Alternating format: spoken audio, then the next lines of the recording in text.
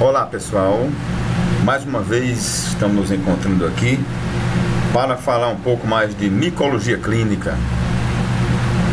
Agora vamos falar um pouco as considerações gerais sobre micoses subcutâneas.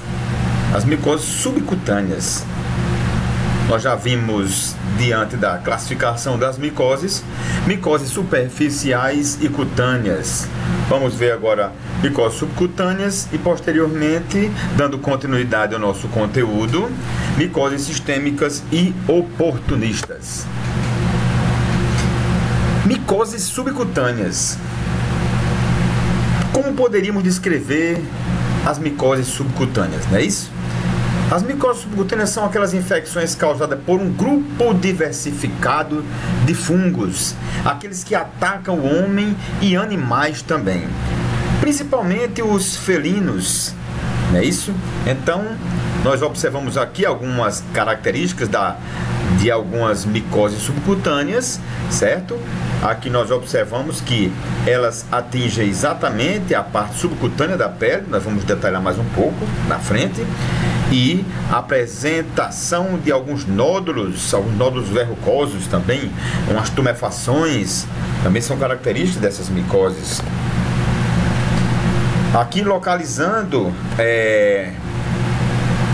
a glândula sebácea, mostrando aqui a parte subcutânea, que é exatamente essa camada aqui que fica abaixo da derme. Primeiramente nós observamos a epiderme, depois a derme, a camada subcutânea, aquela que fica logo próxima ao tecido muscular, onde se encontram os vasos sanguíneos, não é isso? E se encontra os vasos sanguíneos, com certeza vai facilitar a disseminação através das vias hematogênicas. Mais um esquema aqui mostrando a camada subcutânea, certo? A camada córnea, a epiderme e a derme, a parte cutânea, não é isso? Onde podem também ser acometida por algumas micoses, né? Isso, as micoses cutâneas. As micoses superficiais atingem essa camada da córnea da pele, e aqui nessa região situa-se a camada subcutânea, próxima à hipoderme. As micoses subcutâneas se caracterizam por resultado da inoculação de um fungo patogênico por ocasião de um traumatismo, de um propágulo fúngico, de uma hifa, de um esporo ou de algum fragmento desse fungo quando penetra em uma região que foi atingida, que foi afetada, que já foi agredida, né? Ou seja, um traumatismo, não é isso? E as principais manifestações clínicas observadas nessas micoses subcutâneas, primeiramente é a tumefação. A gente observa que algumas regiões apresentam essas tumefações. É uma lesão também supurada, ou seja, já que é uma lesão granulomatosa, é uma lesão que vai acumular granulócitos, células de defesa. Então há uma formação de um fagócito, há uma formação de uma lesão supurada nesse local, não é isso? E principalmente na região do tecido subcutâneo. Então, mais uma vez mostrando essas lesões supuradas, observamos aqui essas lesões que há um acúmulo de secreção, um acúmulo de exudato purulento nessa região, né? Isso é uma região o que ocorre essa tumefação, né? Isso, esse aumento, essa lesão edematosa, certo? Aqui mostrando uma lesão já aberta, com facilidade de disseminação, tanto hematogênica como por contiguidade. Como nesse caso aqui, nós sabemos que a lesão, a disseminação dessa micose por contiguidade é através da própria pele, aqui fica mais próximo. O próprio tecido, ele se encarrega de transferir esses propágulos fúngicos, aumentar essa lesão para essa parte mais próxima, ou seja, a parte que é transmitida através da contiguidade, né? Isso, desse mais próximo, mas que pode também atingir outras regiões do corpo através da via hematogênica ou dos vasos linfáticos, como por exemplo os lobos auriculares ou outras regiões da pele. Aqui com certeza foi acometida por alguma lesão e foi contaminada por algum propágulo fúngico de algum fungo causador das micoses subcutâneas. As micoses subcutâneas, o produto da disseminação por contiguidade, como eu falei antes, ou por via linfática, porém limitada ao território aquém do linfonodo regional. Vamos lá, vamos explicar direitinho primeiro o que seja linfonodo regional.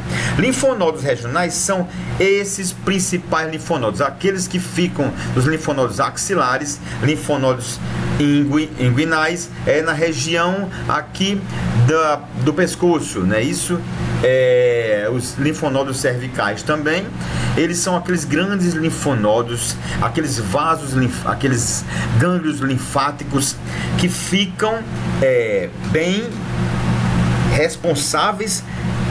A gente chama de linfonodos regionais, que são aqueles linfonodos sentinelas, certo? Então, regiões aquém a esses linfonodos significa que não fica diretamente ligado ou próximo aos linfonodos regionais, esses principais linfonodos. Eles podem atingir outras regiões, como vocês observaram em algumas lesões que eu mostrei agora. Os membros superiores e os membros inferiores, nas extremidades, são regiões que são aquém desses linfonodos, são distantes desses linfonodos, mas pode ser próximo, lógico, mas também principalmente longe desses linfonodos. E alguns desses linfonodos, eles podem também serem afetados.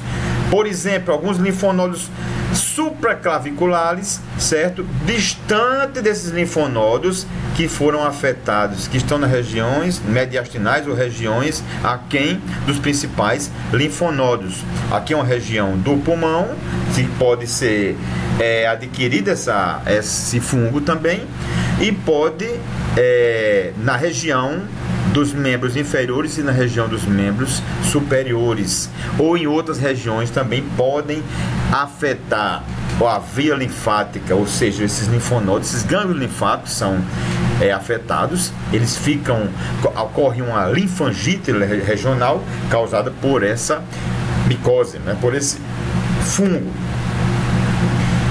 Entre as principais micoses subcutâneas, nós podemos destacar a esporotricose, a cromoblastomicose, os micetomas, que são as três primeiras que nós vamos falar um pouco.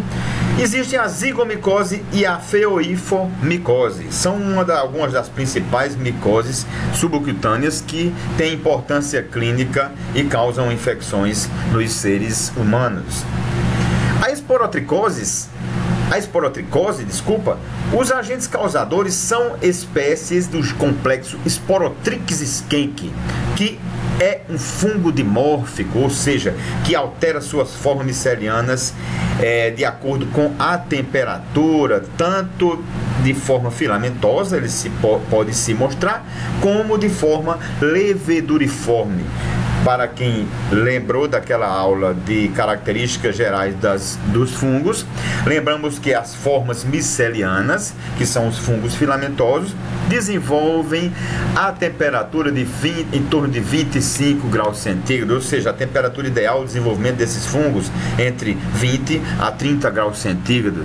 Já a conformação leveduriforme, a morfologia leveduriforme, eles adquirem a uma temperatura de 37 graus centígrados, e é exatamente nessa forma que eles vão colonizar, que eles vão causar essas infecções nos seres humanos.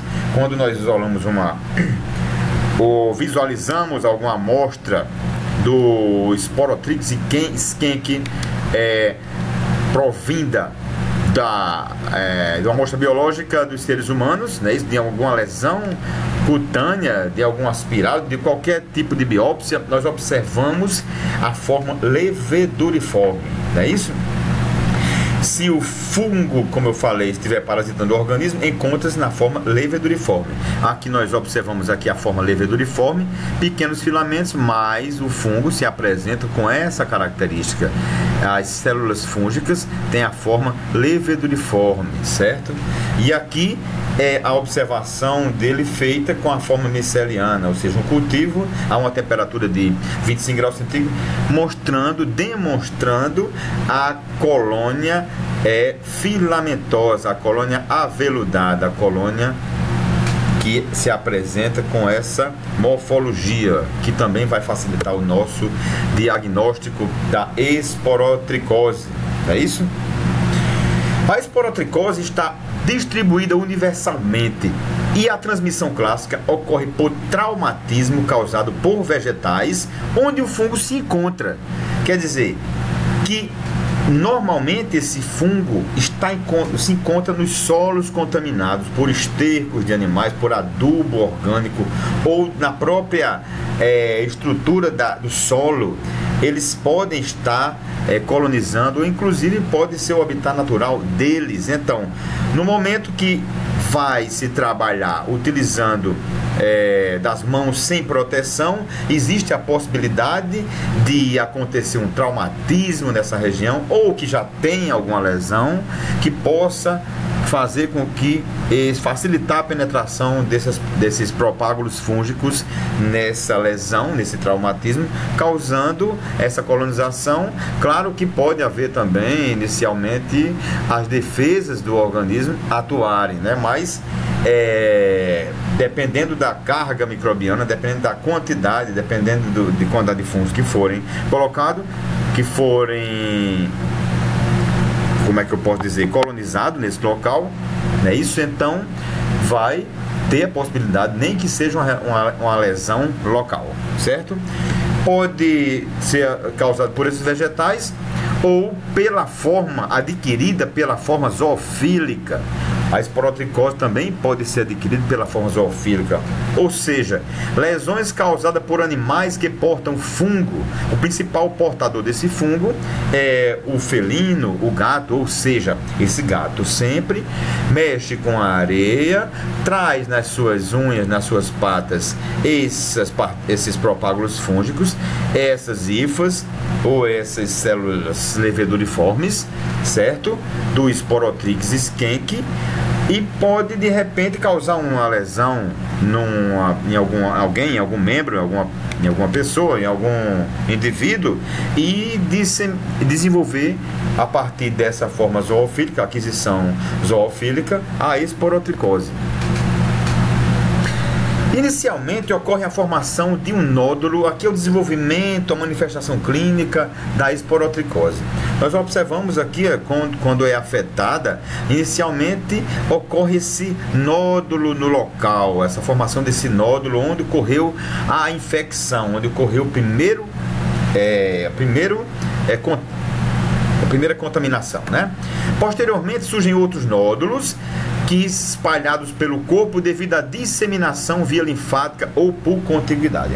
Então observamos aqui, olha, como naquelas figuras anteriores, que apresentando o primeiro nódulo local, então, por contiguidade ou transmissão através dos vasos linfáticos, ele pode se disseminar para outras regiões, tanto próximos aqui no membro inferior, quanto em outros membros, chegar inclusive até outros órgãos, causando a esporotricose sistêmica, disseminando esses propágulos fúngicos para outras regiões do corpo.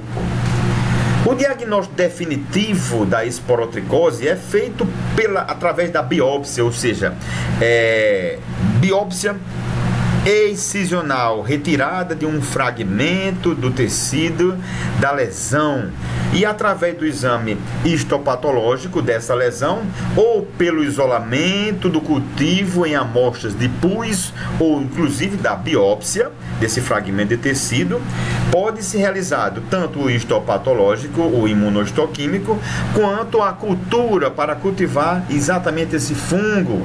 Ou seja, a gente semeia, realiza o cultivo desse fungo no Agar saborô destrozado, certo? Acrescido ou não, suplementado com algum antimicrobiano para evitar o crescimento de bactérias e contaminar essa cultura.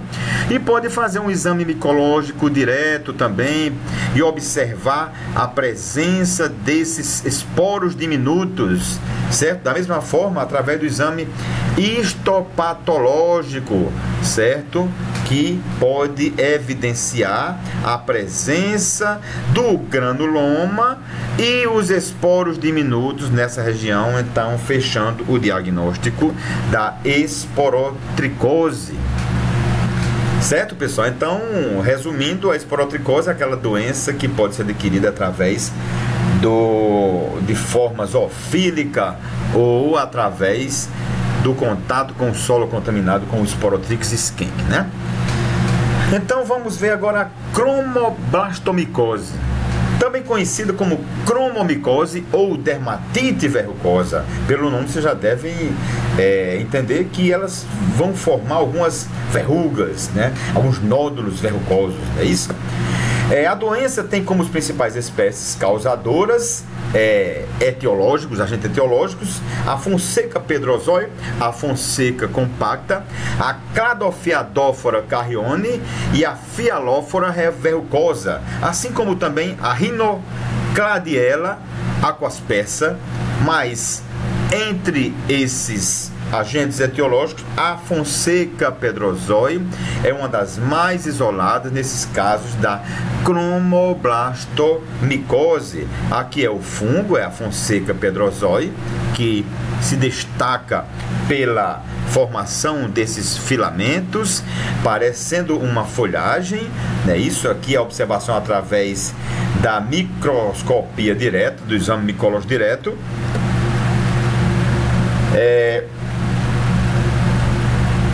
E aqui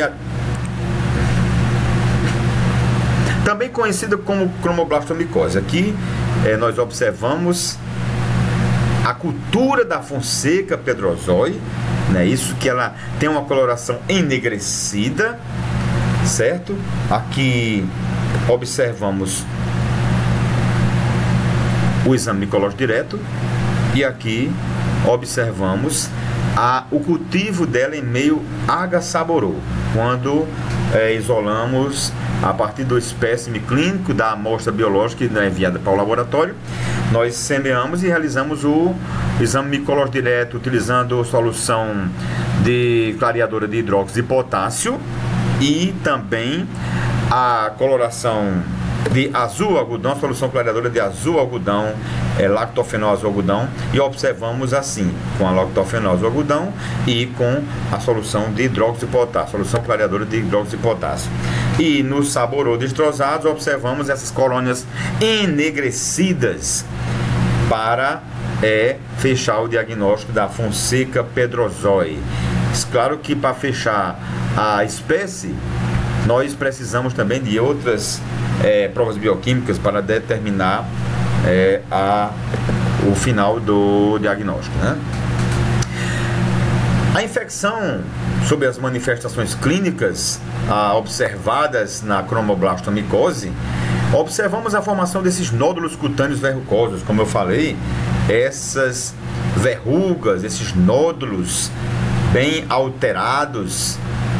E também ela pode ser considerada, através disso, uma doença ocupacional, que pode ser adquirida, inclusive, no trabalho, no ambiente de trabalho. Por isso que ela é considerada uma doença ocupacional, dependendo muito da profissão exercida por esse indivíduo, não é isso? Então, observamos aqui esses nódulos verrucosos, que a partir do estudo da biópsia ou das secreções por ele produzida, mas preferentemente da biópsia, realizando um estudo micológico ou histopatológico, poderemos fechar o diagnóstico da cromoblastomicose.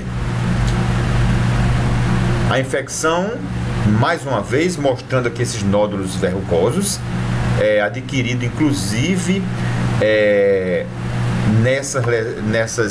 esses traumatismos causados por por tatuagens, né? Isso, algumas tatuagens feitas em locais inadequados, né? Isso sem as devidas normas de biossegurança, os cuidados com a higiene, os cuidados com os equipamentos, né? Isso pode também adquirir essa cromoblastomicose. Esses fungos podem atingir através desses traumatismos causados, desses cortes, desses arranhões, desse processo que pode lesionar a pele e contaminar ou colonizar esses locais, causando essas manifestações clínicas, né? A cromoblastomicose também pode ser observada através do exame histopatológico, a presença de corpos muriformes, que é característica da cromoblastomicose, certo? Os corpos muriformes, que é um aspecto parasitário dos agentes da doença, que era mostrando aqui essas células leveduriformes, não é isso? Aqui uma célula leveduriforme, a gente chama de corpos muriformes, que são observados exatamente no exame histopatológico, certo? Os micetomas. Os micetomas são infecções que acometem o tecido subcutâneo após a inoculação de micro-organismos na pele em locais de pequenos traumas. Então, uma observação que eu tenho para fazer para vocês é sobre a característica das micoses subcutâneas. Uma das principais é que a inoculação desses micro-organismos depende de traumatismo. Ou seja, eles penetram através de um traumatismo, certo? De um trauma.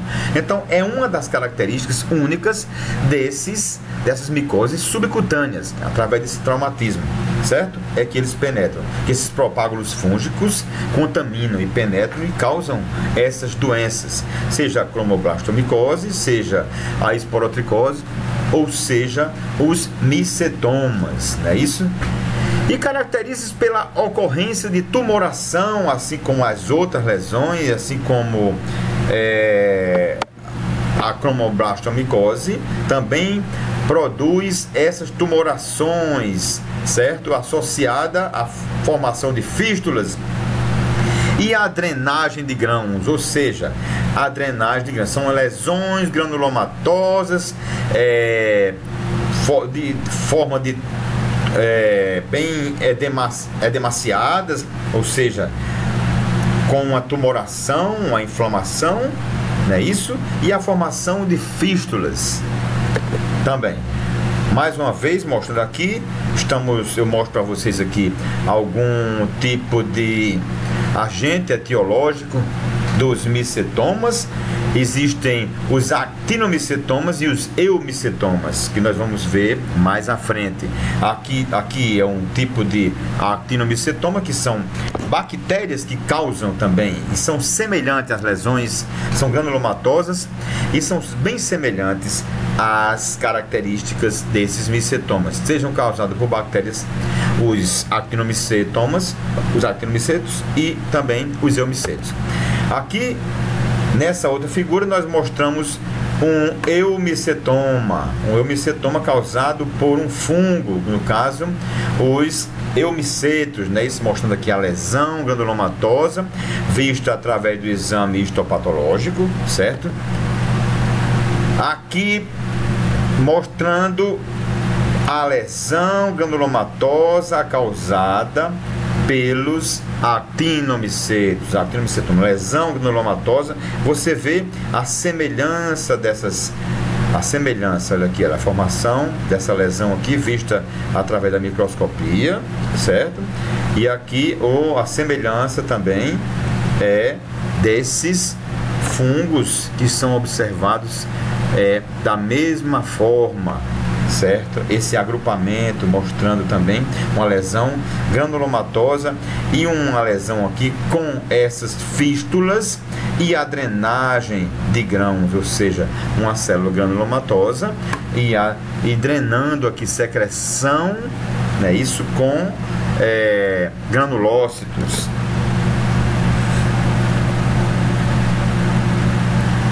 As lesões são produzidas por algumas espécies de actinomicetos aeróbios, no caso os actinomicetomas, ou fungos como os eumicetomas, né? Formando grãos nos tecidos que caracteriza o agregado de filamentos bacterianos ou de agregados de hifas fúngicas, respectivamente. Ou seja, existe uma grande semelhança entre os actinomicetomas e os eumicetomas, embora sejam causados por agentes etiológicos diferentes. No caso o actinomicetoma, causado por bactérias, as actinobactérias, não é isso?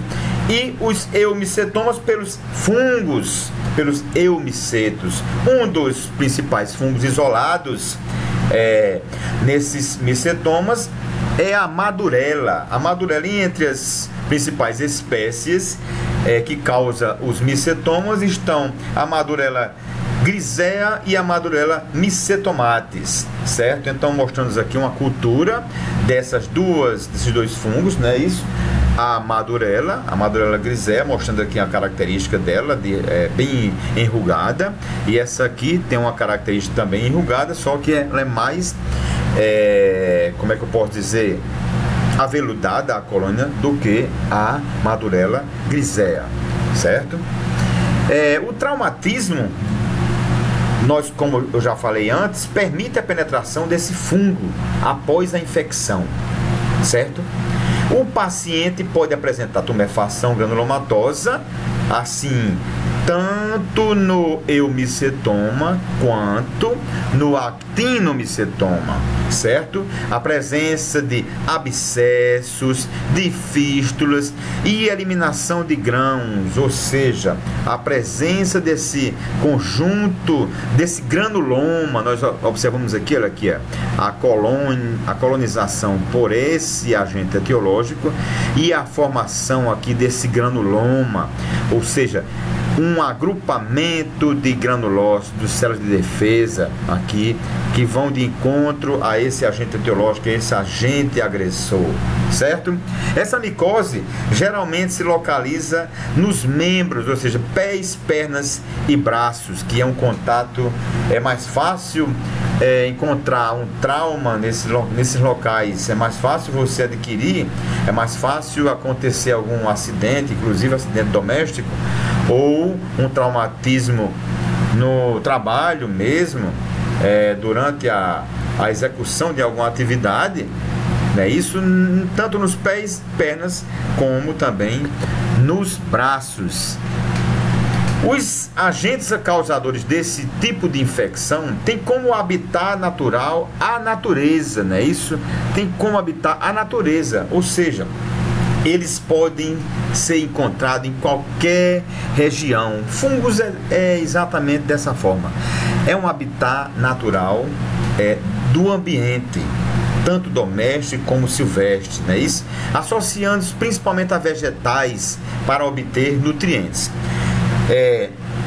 Vou mostrar aqui para vocês a bactéria, no caso, que causa um dos micro-organismos que causam o actinomicetoma, que é a Nocardia asteroides. Está vendo aqui uma cultura da Nocardia asteroides, e aqui são os filamentos. São longos filamentos que parecem inclusive com filamentos fúngicos, não é isso? Então foi por isso que eu mostrei aquelas duas lesões, aqueles dois granulomas observados no exame histopatológico, tanto do micetoma causado por bactérias quanto do micetoma causado pelos fungos, certo? E mais uma vez, mostrando aqui, entre os principais micetomas causados por bactérias, nós observamos aquela que é causada pela nocardia, né? Que é essa bactéria gram-positiva, uma bactéria extremamente filamentosa, né?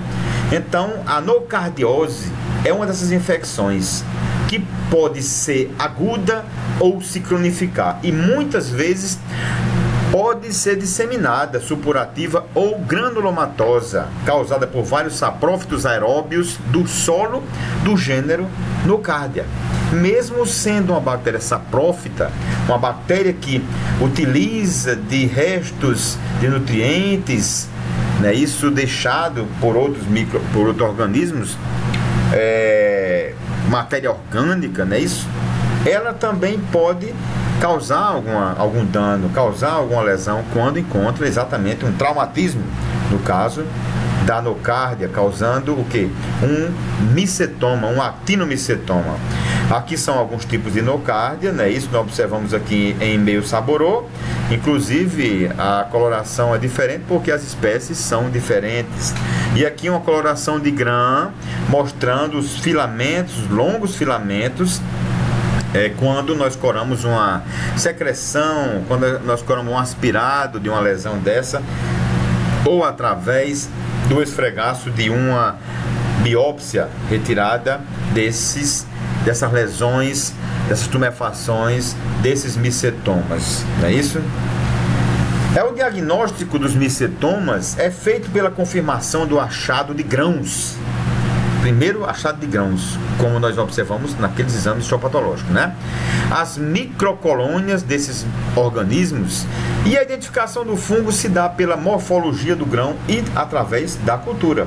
Nós observamos aqui um exame histopatológico, não é isso? O exame histológico aqui do tecido. Aqui um exame realizado através da cultura, do cultivo desse micro-organismo, dessa lesão. E aqui o exame micológico direto, observado inclusive tanto durante com a amostra biológica, como também pode se observar através da realização do exame micológico, retirando um pouco dessa cultura, desse fungo que já houve esse crescimento aqui na placa de meio de cultura. Com relação aos cultivos e a realização dessas biópsias, dessas amostras para o cultivo desses actinomicetos ou desses eumicetos, né? Os actinomicetos podem-se utilizar também o saborô, só que com adição sem adição de clorafenicol. Pode ser também um saborô destrosado, né? Isso e a cultura, um período de incubação entre 8 a 15 dias de temperatura ambiente, ou seja, aquela temperatura ideal entre 20 a 30 graus centígrados, né? Os eumicetos, no caso, os fungos, que os actinomicetos, nós estamos falando aqui das bactérias, certo? Que são anocárdia, por exemplo, é um dos actinomicetos mais isolados nesses micetomas. E os eumicetos, entre os eumicetos, a madurela, não é isso? Utilizamos o meio de cultura, o saborô destrosado adicionado de clorafenicol. Esse clorafenicol é um antibiótico, um antibacteriano que vai inclusive inibir o crescimento de bactérias que possam contaminar ou possam colonizar esse meio, né? E a temperatura de incubação é em torno de 20 a 30 graus centígrados, também a temperatura ambiente, e o período de incubação de 15 a 30 dias, certo? Seja o material que for utilizado para esse cultivo, para essa análise, seja biópsia, seja aspirado, seja ou qualquer outra amostra biológica que for utilizada a partir dessas lesões, desses micetomas, né? As biópsias nós sabemos que são muito importantes, mas esse material, o mais representativo, são aqueles que quando a gente encontra os grãos, não é isso? Quando a gente encontra os grãos, certo? A gente pode utilizar um fragmento do tecido para realizar a biópsia e observamos através do exame microscópico, através do exame histopatológico, a presença desses grãos, não é isso? Então, é um exame, inclusive, mais apto e mais econômico, que pode realizar em qualquer local a biópsia, a retirada desse fragmento de tecido para enviar para o laboratório de micologia ou microbiologia para avaliar, tanto através do exame histopatológico, da coloração hematóxina eosina ou outra, inclusive o Gienza pode ser utilizado também, a coloração de grã para observar os actinomicetos ou o exame micológico direto para observar os eumicetos e assim também ser utilizado para o cultivo em meio a H. saborô certo? E posteriormente incubar a uma temperatura ideal entre 20 a 30 graus centígrados, ok? Com relação ao tratamento, o primeiro tratamento inclui a drenagem cirúrgica, a retirada, a drenagem dessa secreção, não é isso? E a utilização de antimicóticos intralesionais colocado no local para atingir diretamente os fungos que estão ali colonizando ou causando essa infecção. Nos casos mais graves, infelizmente, o processo tem que ser mais árduo, ou seja, a amputação do membro lesionado pela infecção. Certo? Então, nas fases iniciais desses micetomas, dessas lesões, a primeira coisa que se pode fazer é a ressecção cirúrgica, ou seja, retirada dessas lesões, desses nódulos mais expostos, mais externos, e o tratamento com antifúngico ou antibacteriano, dependendo de que agente etiológico você encontrou que está causando essas micoses, não é isso? Se no caso for diagnosticado que for os eumicetomas, ou seja, essas micoses, os micetomas causados por fungos, a melhor forma de tratar é com anfotericina B e cetoconazol ou itraconazol, né? Esses que são antifúngicos que agem de forma diferente, tanto alguns de forma sistêmica como também de forma local. Os actinomicetomas, que são formas bacterianas que causam, como a nocardia, utilizaremos o que? De antibacterianos, antimicrobianos. E os antibióticos de escolha é um amidoglicosídeo, no caso a amicacina, que é um antimicrobiano de uso sistêmico, certo? E a sulfametoxazol adicionada de trimetropin, certo? O Bactrim, o Infectrim, quer dizer, a associação desses dois antimicrobianos para tratar essas infecções causadas pelos actinomicetos, no caso, um deles a nocardia. Eu espero que vocês tenham entendido sobre as micoses subcutâneas, as principais micoses subcutâneas, mas o mais importante é você lembrar que as micoses subcutâneas atingem aquela região subcutânea a partir de um traumatismo, certo? Essa é a característica fundamental que não pode ser esquecida sobre as micoses subcutâneas. Ok, pessoal? Pois até a próxima.